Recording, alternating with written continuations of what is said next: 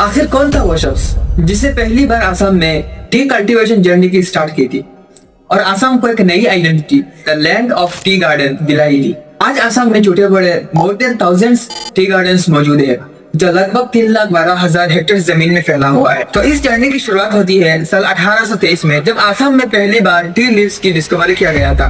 तब असम के रहने वाले एक जेंटलमैन का नाम सामने आता है, मनीराम दुत्ता बरुआ, जो मनीराम दीवान के नाम से भी फेमस थे। ब्रिटिश ईस्ट इंडिया कंपनी के अंडर काम करने वाले जब इस जेंटलमैन को असम के टी लीव्स की डिस्कवरी के बारे में पता लगा, तो उन्होंने लोकल ट्रेडिशनल नॉलेज और कल्टीवेशन प्रोसेस का एडॉप्शन करके एक टी गार्डन एस्टेब्लिश किया था, सिन्नामरा टी गार्डन, जिसको असम का सबसे पहला टी गार्डन माना जाता है, जो एक इंडियन ओरिजिन के द्वारा एस्टेब्लिश किया गया था। अब ऐसा नहीं है कि सिन्नामरा टी गार्डन असम का सबसे पहला टी गार्डन है, बल्कि साल 1833 में ब्रिटिश ईस्ट इंडिया कंपनी के अंडर अपनी जाती फायदा के लिए चबुआ टी गार्डन नाम के गार्डन का एस्टेब्लिश किया गया था। लेकिन सिन्नामरा टी गार्डन को असम का पहला टी गार्डन माना जाता है क्योंकि वो एक इंडियन ओरिजिन के द्वारा एस्टेब्लिश किया गया था।